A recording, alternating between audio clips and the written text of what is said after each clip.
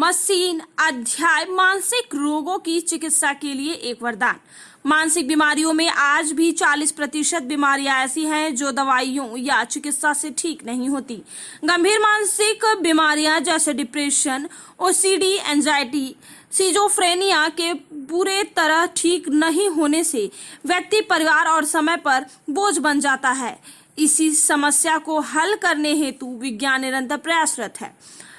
Magnetic stimulation यद्यपि 1980 से ही प्रचलित है, लेकिन इजराइल की ब्रेनस्वे कंपनी ने ये मशीन तैयार करके अध्याय मानसिक रोगों की चिकित्सा के लिए एक वरदान दिया है। इस मशीन को डीप टीएमएस कहते हैं। विभिन्न निम्नलिखित बीमारियों में 80% से अधिक कारगर है।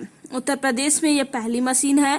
देवा institute of health care and research private limited, देवा मेंटल हेल्थ केयर ने पूर्वांचल एवं आसपास के मरीजों के लिए ये सुविधा बहुत ही कम दामों से शुरू कर दी है ताकि अधिक से अधिक लोग लाभान्वित हो सकें। पत्रकार वार्ता के दौरान डॉक्टर विष्णु गोपाल झंवर, निदेशक एवं मुख्य परामर्शदाता देवा मेंटल हेल्थ केयर ने बताया कि डीप टीएमएस मशीन का उद्घाटन दिनांक 7/6/2023 को 11 बजे श्री कौशल राज शर्मा, मंडलायुक्त वाराणसी के करकमलों द्वारा होगा। वाराणसी से रविंद्र गुप्ता की ये खास रिपोर्ट। रिकवरी हो जाए और फंक्शनल रिकवरी ना हो। जैसे मान लीजिए मुझे कोई प्रॉब्लम है, आपको कोई प्रॉब्लम है, हम दवाई खाए, हमारे सिम्टम्स ठीक हो गए, लेकिन हम कुछ काम नहीं कर रहे। So that's not a functional recovery. तो वो फंक्शनल व्यक्ति नहीं हुआ। अल्टीमेटली ऑब्जेक्टिव है कि आदमी ठीक होकर काम करे। ये बहुत सारे चैलेंजेस हैं। ब्रेन एक ऐसा स्ट्रक्चर है जिसको आप अंदर में नहीं जा सकते। जो भी करना है एक्सटर्नली करना है। आपका लिवर खराब है, हमने खोल के देख लिया, किडनी खराब है, खोल लिया, हार्ट खराब है, खोल लिया, ऑपरेट कर लिया, ब्रेन नहीं खोल सकते। ब्रेन में आप स्पेसिफिक एरिया में जा सकते हैं, तो वो फिर एक सर्जिकल इंटरवेंशन है। वो भी आप एक छोटे से एरिया में, किसी पर्टिकुलर एरिया में जा सकते हैं। तो ये जो बैकग्राउंड है, इस बैकग्राउंड के साथ हर समय बेहतर ट्रीटमेंट के लिए, बेहतर ऑल्टरनेटिव्स के लिए कुछ न कुछ साइंस करती है। तो ईसीटी शुरू हुआ। पहला स्टिमुलेशन जो था वो इलेक्ट्रोकन्वल्सिव थेरेपी था। वो 1940s, 50s, फिर 60s में प्रॉपरली शुरू हुआ।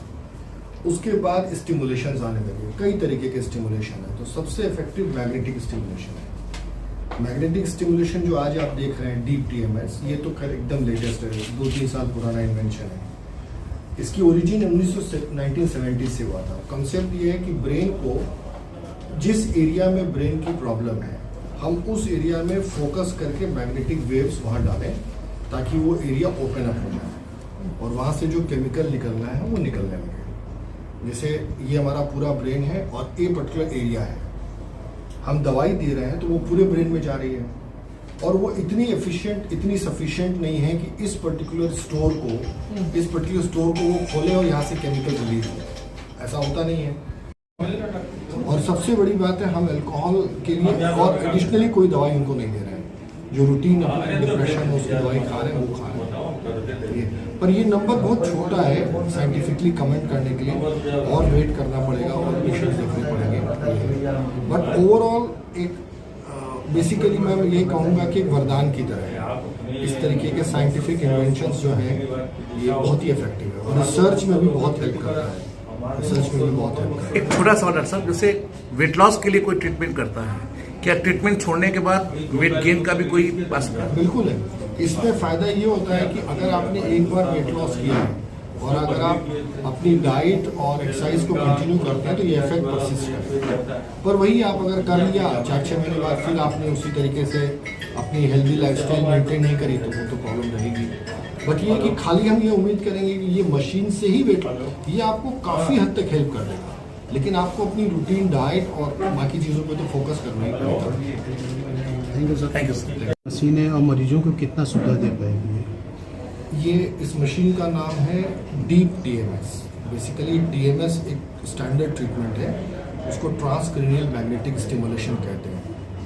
डीप का यहाँ मतलब है कि ये ब्रेन के 5-6 इंच अंदर तक जाके काम करती है, इसलिए इसको डीप कहते हैं। दूसरा, मशीन इतनी इफेक्टिव और पावरफुल है कि ये ब्रेन के एक साथ बहुत सारे एरियाज में काम कर सकते हैं। और ये मशीन एक इजराइल की कंपनी है ब्रिम्सवे, जो वर्ल्ड में एक ही कंपनी है बनाती है। इसमें 3 तरीके के हेलमेट्स होते हैं अलग अलग कॉइल के हिसाब से, H1, H4, H7। और नॉर्मली जैसे हम स्कूटर का हेलमेट लगाते हैं वैसा ही वो हेलमेट है। और बहुत सारी बीमारियों में इसको अप्रूवल मिला है। खासकर जो बीमारियां बहुत डिफ़िकल्ट होती हैं नॉर्मली इलाज करना, जैसे OCD हो गया, सीवियर एंग्जाइटी हो गया, स्मोकिंग का हो गया। जैसे स्मोकिंग के लिए दवाइयाँ स्मोकिंग नहीं छूट पाती है, अल्जाइमर्स हो गया, पार्किंसंस हो गया, ऑटिज़म हो गया, डिप्रेशन हो गया, डिमेंशिया हो गया, उसके बाद स्किज़ोफ्रेनिया के नेगेटिव और कॉग्निटिव सिम्टम्स हो गए। तो तकरीबन 17-18 बीमारियों के लिए ये एक बहुत ही फैंटास्टिक ट्रीटमेंट है। और अभी तक जो हमारे पास रिसर्च से डाटा अवेलेबल है, 80% तक improvement almost most of the patient जिसमें हम कर रहे हैं उसमें आ जाता है। हम लोगों ने भी ऑलमोस्ट 35-40 दिन पहले स्टार्ट किया, तो अभी हम तकरीबन 15-20 पेशेंट्स का हम लोग कर चुके हैं। और हमारे यहाँ भी अभी अवेलेबल डेटा ये है कि ऑलमोस्ट 85% पेशेंट्स को ऑलमोस्ट 100% इम्प्रूवमेंट है, और खासकर डिफ़िकल्ट केसेस में। डॉक्टर साहब बात करें तो एक रेट क्या पड़ेगा एक नॉर्मल मरीजों के लिए कि जो हमने इसका रेट बहुत ही मिनिमम रखा हुआ है। अभी इंडिया में 5-6 जगह ही इंस्टॉलेशन है, यूपी, बिहार, बंगाल, उड़ीसा, MP, इन स्टेट्स में ये पहला मशीन है पूरे इतने बड़े एरिया में फर्स्ट इंस्टॉल। तो वी आर जस्ट चार्जिंग, हम केवल 2,500 रुपया पर सेशन पर पेशेंट चार्ज करते हैं। डॉक्टर साहब अभी आपने कहा है वेट लॉस इसके जरिए किया जा सकता है, बहुत अच्छा रिजल्ट है। कैसे इसका रिजल्ट क्या है? अभी जो हम 2 पेशेंट का हमने वेट लॉस किया है, नाम नहीं बता सकता पेशेंट का। एक लेडी नोएडा से आई है, अभी भी उनका चल रहा है, उनके 30 सेशन पूरे हो गए हैं। उन्होंने 9.8 किलोग्राम लूज़ किया है 30 सेशन में। और दूसरे जो पेशेंट हैं वो बनारस के हैं, उनको अल्कोहल का भी प्रॉब्लम था, और अल्कोहल के साथ वेट गेन और डायबिटीज़, और हमको 2 बड़े फ़ायदे हुए। अभी उन्होंने 18 दिन हो गया अल्कोहल नहीं लिया है पूरा, और उनका वेट लॉस हुआ है 22 दिन में 7 किलो के आसपास। और पूरे इस 18 दिन में ये फर्स्ट टाइम